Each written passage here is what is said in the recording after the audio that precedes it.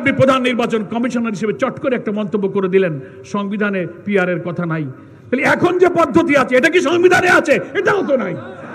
আপনি যে বসে আছেন ওখানে চিফ ইলেকশন কমিশন, সেটা কোন সংবিধানের ভিত্তিতে বসে আছে? ওটাও তো সংবিধানে নাই।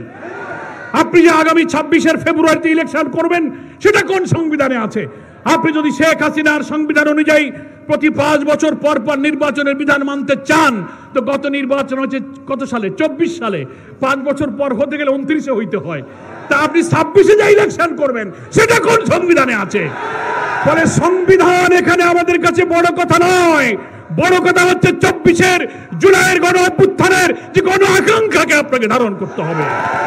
বাংলাদেশের সংবিধানে will of the people article 7 অনুচ্ছেদে বলা আছে জনগণের আকাঙ্ক্ষাই হচ্ছে সংবিধান। 17 বছরের স্বৈর শাসনকে এক সাদর রক্তের বিনিময়ে বিদায় দেওয়ার মধ্য দিয়ে জুলাই অভ্যুত্থানের যে আকাঙ্ক্ষা তৈরি হয়েছিল, সেই আকাঙ্ক্ষার ভিত্তিতে ইউনিসেফ প্রধান উপদেষ্টা, সেই আকাঙ্ক্ষার ভিত্তিতে আপনি চিফ ইলেকশন কমিশনার, সেই আকাঙ্ক্ষার ভিত্তিতে আগামী ইলেকশন। এখানে যেই আমরা পিআরের কথা বলি সেই আপনি সংবিধান দেখান।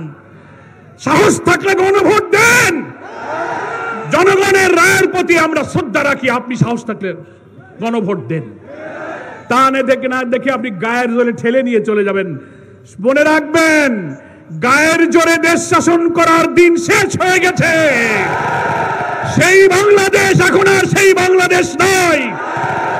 বিরোধী দলকে দমন করে দমন পীড়ন, খুন, ফাঁসি, জেল, রিমান্ড, আয়নাঘর দিয়ে আজীবন ক্ষমতায় থাকার স্বপ্ন যারা দেখেন, সেই দিন শেষ হয়ে গেছে। আবার এই বিদ্যমান রাষ্ট্র কাঠামোতে আমরা বলতে চাই, মেজর গুরুত্বপূর্ণ সংস্কারগুলো বাস্তবায়ন না করে যদি বিদ্যমান রাষ্ট্র কাঠামোতে আবার নির্বাচন হয়, আরেকটি হাসিনার জন্ম হবে, আরেকটি ফ্যাসিবাদের জন্ম হবে। বাংলার মানুষ তা হতে দেবে না। প্রিয় রংপুরবাসী, এই জুলাই সনদকে আইনি ভিত্তি দিতে হবে। অনেকে প্রশ্ন করছেন আইনি ভিত্তি কিভাবে দেবেন? আমার বিএনপির দোস্ত বন্ধুরা বলছেন আগামী নির্বাচনে যারা আসবে, নতুন পার্লামেন্ট হবে, তারাই সংবিধান সংস্কার করে এর আইনি ভিত্তি দেবে। আমরা বলি, কয় চুন খেয়ে গাল পুড়েছে, দই দেখলে ভয় লাগে। ইতিমধ্যে স্থায়ী কমিটির একজন সদস্য বক্তব্য দিয়েছেন, নির্বাচন এই ঐক্যমত্য কমিশনে এই যে সংস্কার, এই যে কমিশন, এই যে আইন বদলানোর জন্য চেষ্টা করতেছেন, যা বদলাবেন আমরা ক্ষমতায় গিয়ে সব পাল্টায় দেব, সব মুছে দেব। দেখেছেন না বক্তৃতা করেছে। তাহলে যাওয়ার আগেই যদি মুছে দেন, তো গেলে কে ক্ষমতা যে আমরা জানি না, আল্লাহ কার কপালে রাখছে, তো যাইয়ে তো পারেন নাই, যাওয়ার আগেই তো মুছে দেওয়া আরম্ভ করছেন। ফলে আপনাদের কথার উপরে কোনো বিশ্বাস রাখা যায় না। এই জন্য আমাদের কাছে ঐক্যমত্য কমিশন প্রস্তাব চেয়েছিল, আপনারা আইনি ভিত্তি দেওয়ার জন্য সাজেশন দেন। আমরা আমাদের লয়ারদেরকে এক্সপার্ট কমিটি করে আমরা লিখিতভাবে পরামর্শ দিয়েছি, বিভিন্ন দল পরামর্শ দিয়েছে। সেই পরামর্শ নিয়ে ঐক্যমত্য কমিশন বিচারপতি, জজ, ইউনিভার্সিটির লয়ার প্রফেসরদের কিনে একটা লিগাল এক্সপার্ট কমিটি করেছে। সেই কমিটিতে সিদ্ধান্ত হয়েছে, তারা সুপারিশ করেছে, 2টা অপশন আছে। কয়টা মনে রাখবেন, অনেকে বিভ্রান্তি করায়। 2টা পদ্ধতি। একটা হচ্ছে একটা কনস্টিটিউশন অর্ডার 2025, একটা সংবিধান আদেশ জারি করতে হবে রাষ্ট্রপতিকে। কি দিয়ে? এতদিনে ঐক্যমত্য কমিশনে রাষ্ট্র সংস্কারের যত বিষয় আমরা একমত হয়েছি, এইগুলোই হচ্ছে জুলাই চার্টার, এটাই হচ্ছে জুলাই সনদ। এটাকে সমস্ত সংসারের বিষয়গুলো, সমস্ত সংস্কারের বিষয়গুলোকে জুলাই সনদের মধ্যে অন্তর্ভুক্ত করে এটাকে এই জুলাই সনদের মর্যাদা দিয়ে, আইনি ভিত্তি দিয়ে, এর ভিত্তিতে আগামী নির্বাচন করতে হবে। এটাই হচ্ছে আইনি ভিত্তি। ঐক্যমত্য কমিশনের লিগাল এক্সপার্ট আইনজ্ঞরা বলছেন একটা পদ্ধতি হচ্ছে কনস্টিটিউশন অর্ডার 2025, একটা সংবিধান আদেশ জারি করতে হবে রাষ্ট্রপতিকে। আর একটা হচ্ছে এই সংবিধান আদেশটার পক্ষে মতামত দেওয়ার জন্য একটা রেফারেন্ডাম, একটা গণভোট দিতে হবে। এই গণভোটে জনগণ যদি ওই জুলাই সনদের মধ্যে যত সংস্কার প্রস্তাব, পিআর সহ যা যা আমরা একমত হয়েছি, এইগুলো যদি জনগণ মেনে নেয়, তখনই এটার একটা আইনি ভিত্তি তৈরি হবে। এইটাকে বাতিল করার কোনো পদ্ধতি আর থাকবে না। আমাদের 5 দফার মধ্যে এটাই হচ্ছে প্রথম, যে এই জুলাই সনদকে যা যা সংস্কারে আমরা একমত হয়েছি এইটাকে জুলাই সনদের অন্তর্ভুক্ত করে আপনি একটা কনস্টিটিউশন অর্ডার জারি করুন, তারপরে আপনি গণভোটের ব্যবস্থা করুন, তারপরে আগামী নির্বাচন হবে। আমাদের বন্ধুরা যারা সবসময় একটা বিগ ব্রাদারলি অ্যাটিটিউড, বড় ভাই সুলভ ক্ষমতার দাপট দেখায়, ওনারা বলছেন না, এটা আদালতে 106 অনুচ্ছেদ অনুযায়ী সুপ্রিম কোর্টের পরামর্শ চাওয়া হোক। আমরা বলেছি এই রাজনৈতিক সংকট সংস্কারকে সুপ্রিম কোর্টে নেওয়া যাবে না। কোর্টে গেলেই প্যাচ লাগাবে।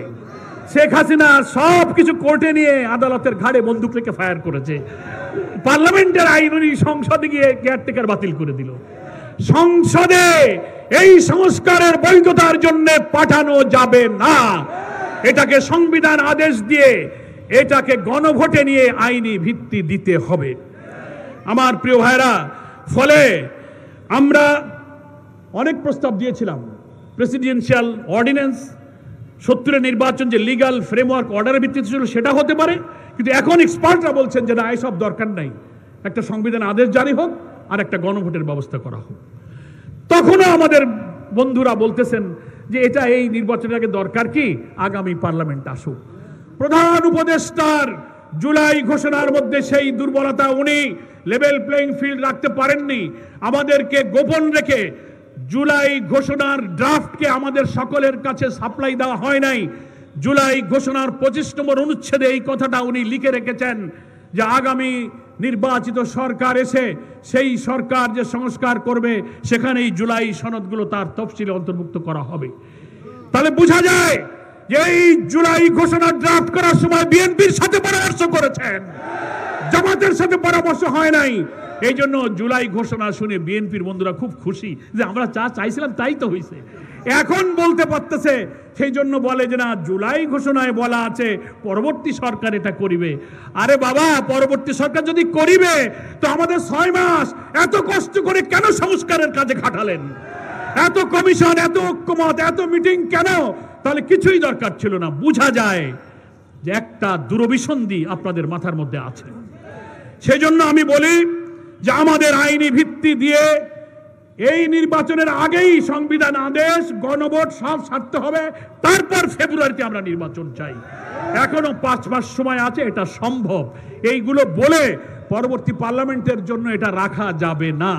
কারা ক্ষমতায় আসবে জানি না, বিদ্যমান কাঠামো যদি না বদলানো হয়, এই কাঠামোর মধ্যে যেই ওখানে যাবে সেই হাসিনা, সেই ফাঁসিবাদ হয়ে তৈরি হবে। তাই আমরা দাবিতে বলেছি যে আমাদের লেভেল প্লেইং ফিল্ড আপনারা মেনটেন করতে পারছেন না। প্রধান উপদেষ্টা লন্ডনে গিয়ে একটা পার্টির সাথে জয়েন্ট মিটিং করেছেন, যুক্ত প্রেস ব্রিফিং করেছেন, এটা লেভেল প্লেইং ফিল্ড হয়নি।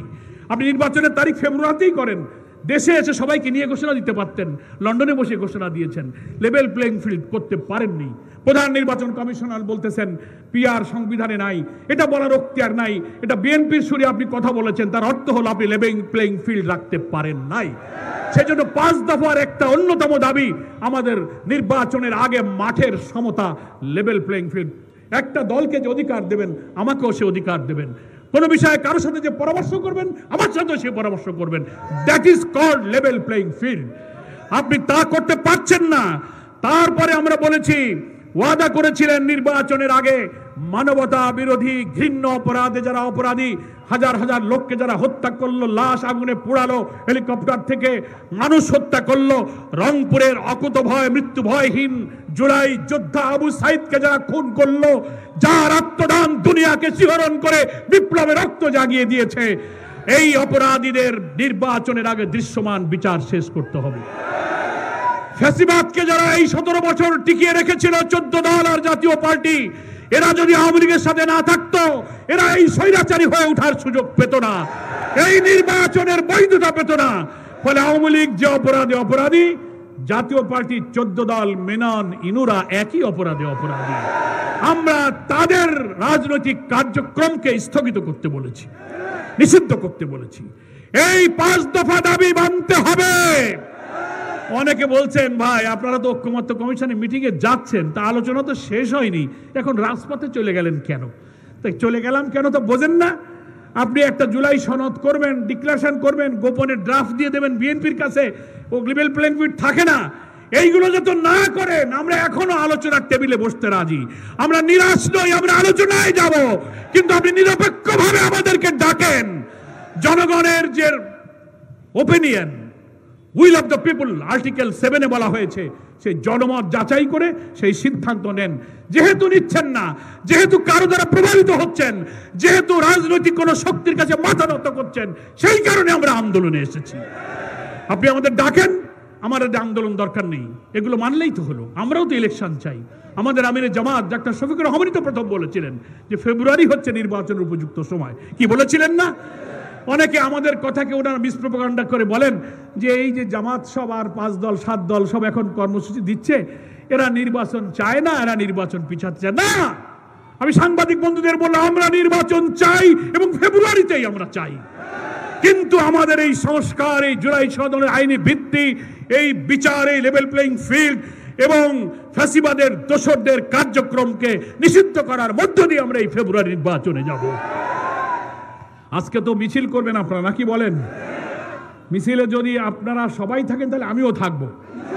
আপনারা থাকতে রাজি আছেন তো? আমি মনে করি যে আমি থাকবো আপনাদের অনুরোধের কারণে, কিন্তু আপনারা মিছিল থেকে কেউ আগে যাবেন না, যেখানে শেষ হবে সেখান থেকেই যাবেন। রাজি?